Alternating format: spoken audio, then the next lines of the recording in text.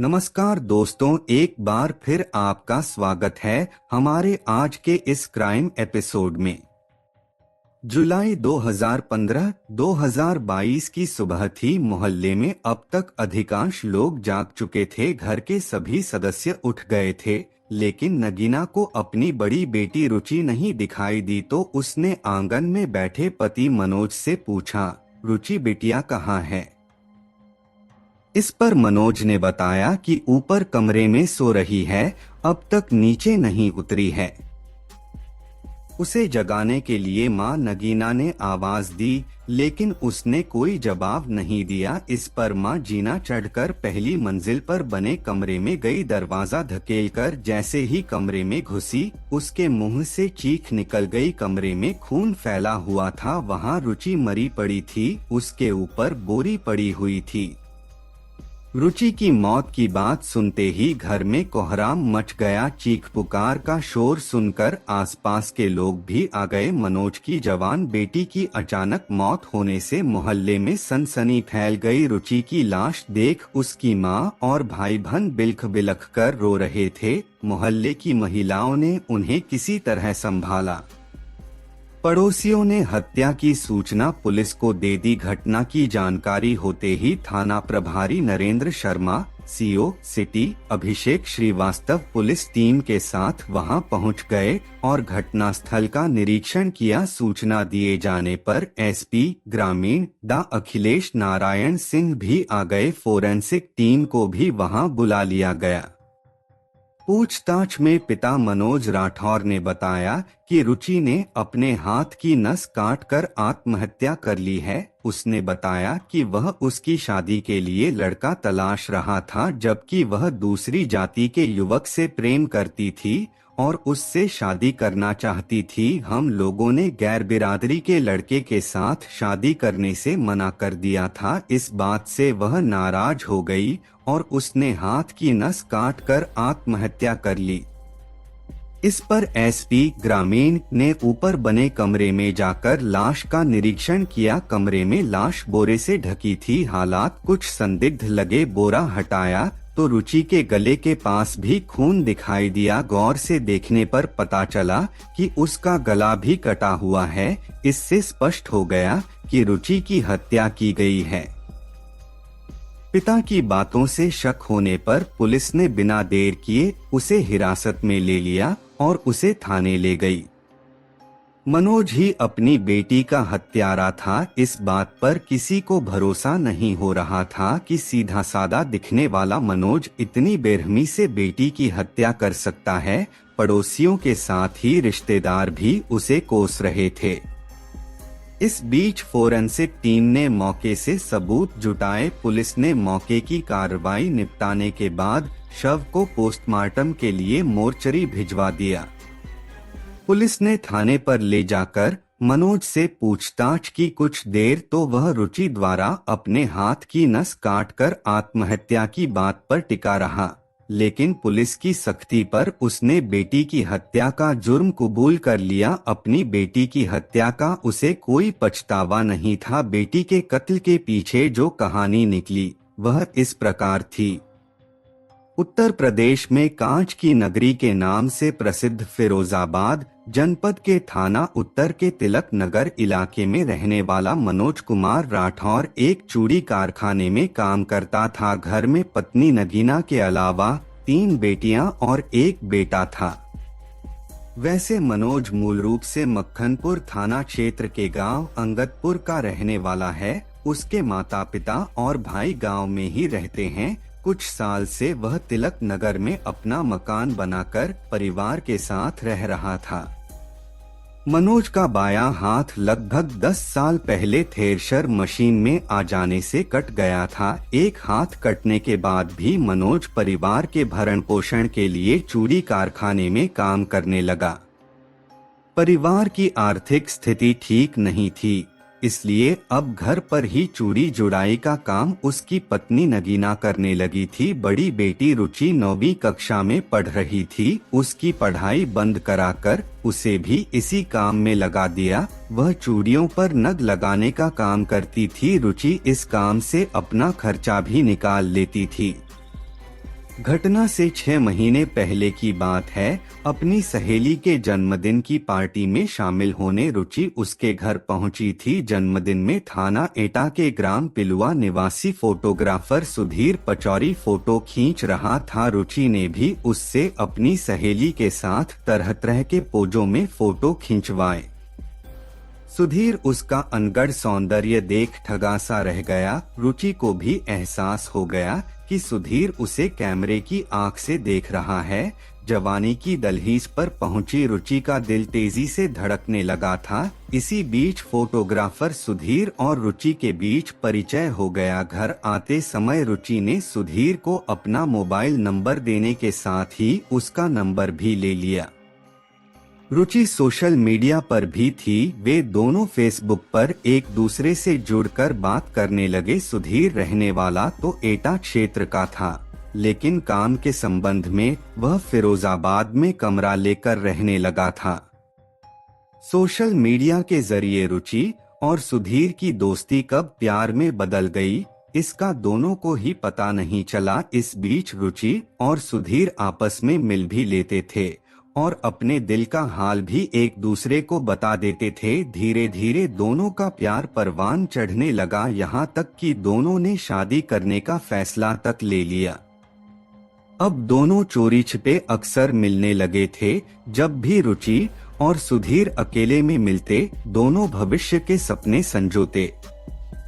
एक दिन रुचि ने सुधीर का हाथ अपने हाथ में लेते हुए कहा, सुधीर, तुम मुझे कितना प्यार करते हो? इस पर सुधीर ने कहा, यह भी कोई पूछने की बात है। प्यार का कोई पैमाना तो होता नहीं है जिससे मैं बता सकूं, लेकिन तुम यह सब क्यों पूछ रही हो? रुचि राठौर समाज की थी, जबकि सुधीर ब्राह्मण समाज से था। रुचि ने कहा, सुधीर, समाज से डरकर तुम मुझे भूल तो न जाओगे? रुचि ने सुधीर से साफ साफ कह दिया कि वह जात पात में विश्वास नहीं करती है। शादी करेगी तो उसी से, अन्यथा अपनी जान दे देगी। इस पर सुधीर ने उसके होठों पर हाथ रख उसे चुप कराते हुए कहा, दो सच्चे प्रेमियों को मिलने से दुनिया की कोई ताकत नहीं रोक सकती। मैं तुमसे सच्चा प्यार करता हूँ और तुम्हारे ही साथ शादी करूँगा। हालांकि दोनों की जाति बिरादरी अलग अलग थी, इसके बावजूद उन्होंने शादी करने का फैसला कर लिया था। प्रेमी युगल अपने भविष्य के सुखद सपने संजोते हैं। दिल कुछ और चाहता है और किस्मत कुछ और। रुचि और सुधीर भी सपने संजोने लगे। बेटी किसी लड़के के साथ प्यार की पींगे बढ़ा रही है, इसकी जानकारी रुचि के घर वालों को नहीं थी, बल्कि इन सब बातों से बेखबर मनोज को जवान होती बेटी रुचि की शादी की चिंता सता रही थी। वह उसके लिए लड़का देखने लगा। उसने दिल्ली में एक लड़का देखा था, उसके परिवार से बात चल रही थी। इसकी भनक जैसे ही रुचि को लगी तो उसने पिता से कहा, एक लड़का जो फोटोग्राफर है और अच्छा कमाता है, वह अपनी जाति का है, उससे मेरी शादी करा दो। तब मनोज ने पत्नी नगीना से बात की। इस पर सभी लोग सुधीर से रुचि की शादी कराने को तैयार हो गए। निर्णय लिया कि शादी से पहले लड़का परिवार के अन्य सदस्यों को भी दिखा दिया जाए। करीब 2 महीने पहले मनोज और नगीना सुधीर को साथ लेकर परिवार के अन्य सदस्यों को दिखाने के लिए गांव अंगदपुर पहुंचे। यहां सभी को लड़का पसंद आ गया। बातचीत के दौरान सुधीर की अन्य जगह रिश्तेदारियों के संबंध में पूछने पर वह सही से बता नहीं सका।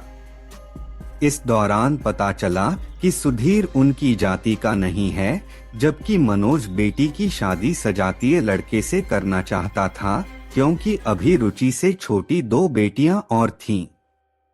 युवक के गैर बिरादरी का होने से रुचि के घर वाले इस शादी के लिए राजी नहीं हुए। रुचि ने पिता से सुधीर की जाति छिपाई थी। जाति छिपाने वाली बात से मनोज बेटी से नाराज हो गया और गुस्से में आ गया था। फिर भी उसने पहले बेटी को समझाने की कोशिश की, यहाँ तक कि उसका दिल्ली में रिश्ता भी तय कर दिया। इस बात से रुचि चिढ़ गई। रुचि ने पिता द्वारा तय की गई शादी करने से इनकार कर दिया। रुचि पिता की इच्छा के खिलाफ अपने प्रेमी से मिलती और उसके साथ घूमने जाती रही। इसी बीच 11 जुलाई 2022 को रुचि ने सुधीर को घर बुलाया। कुछ समय घर पर रहने के बाद वह दोस्त के घर जाने की बात कहकर चला गया। देर शाम सुधीर फिर से घर आया और रात को घर पर ही रुक गया। देर रात रुचि और सुधीर को मनोज ने एक कमरे में बाहों में बाहें डाले बातचीत करते देख लिया। रात के समय एकांत में बैठकर दोनों का बातचीत करना उसे अखर गया। उसने इस बात का विरोध किया। रुचि को यह सब नागवार गुजरा। वह जिद पर अड़ गई। उसने अपने पिता से कह दिया कि वह शादी करेगी तो सुधीर से, और यदि आपने विरोध किया तो वह सुधीर के साथ कोर्ट मैरिज कर लेगी। इस बात से परिवार में कलह रहने लगी। बेटी की यह हरकत उसे नागवार गुजरी। इस बात ने आग में घी का काम किया। 2 दिन से मनोज सो नहीं सका था। बेटी की हरकत उसकी आंखों के सामने बार बार घूम रही थी। उसे समाज में अपनी बदनामी का डर सता रहा था। तब उसने एक खौफनाक निर्णय ले लिया। वह बाजार से एक आरी खरीद कर लाया और उसे घर में छिपा कर रख दिया। मनोज की योजना की भनक तक नगीना और घर के अन्य सदस्यों को भी नहीं लगी।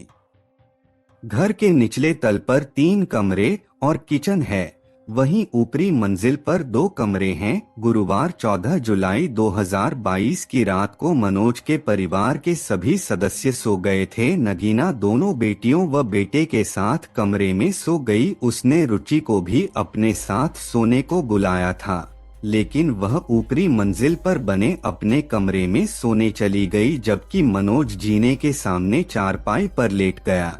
लेकिन मनोज की आंखों से तो नींद उड़ चुकी थी।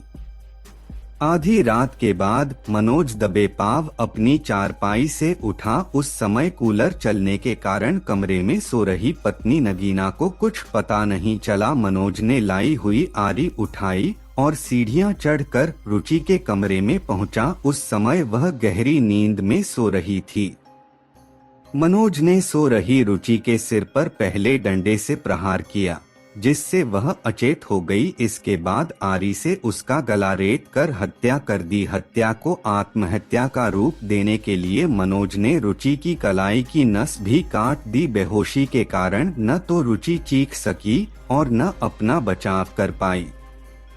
हत्या के बाद उसने शव को बोरे से ढक दिया। मनोज ने बेटी की हत्या करने के बाद खून से सने हाथों को धोया। बेटी का गला रेत कर सुकून की नींद सोता रहा। फिर सुबह के समय वह अपने गांव अंगदपुर गया और वहां रुचि के मोबाइल को रखकर वापस घर आ गया था। यह जानकारी जब नगीना और मोहल्ले के अन्य लोगों को हुई तो सभी आश्चर्यचकित रह गए कि मनोज ने बेटी का कितनी चालाकी से कत्ल कर दिया, और किसी को इसका एहसास तक नहीं हुआ कि एक बाप ऐसा कर सकता है। नगीना ने पति मनोज के खिलाफ बेटी की हत्या करने की रिपोर्ट दर्ज कराई। 15 जुलाई 2022 को पुलिस ने मनोज की निशानदेही पर हत्या में प्रयुक्त आरी बरामद कर ली। शनिवार 16 जुलाई को उसे न्यायालय में पेश किया गया, जहां से उसे जेल भेज दिया गया। प्रेम विवाह के प्रति आज भी परिवार और समाज का दृष्टिकोण बदला नहीं है। खासकर 2 अलग अलग जातियों के प्रेमियों का मिलना तो और दुश्वार कर दिया जाता है। यही इस घटना में भी हुआ। आपको ये क्राइम का एपिसोड कैसा लगा? अपनी राय कमेंट बॉक्स में जरूर दीजिएगा और चैनल को भी सब्सक्राइब कर लेना ताकि आप हमसे जुड़े रहे। फिर मिलेंगे एक नए क्राइम के एपिसोड के साथ। धन्यवाद।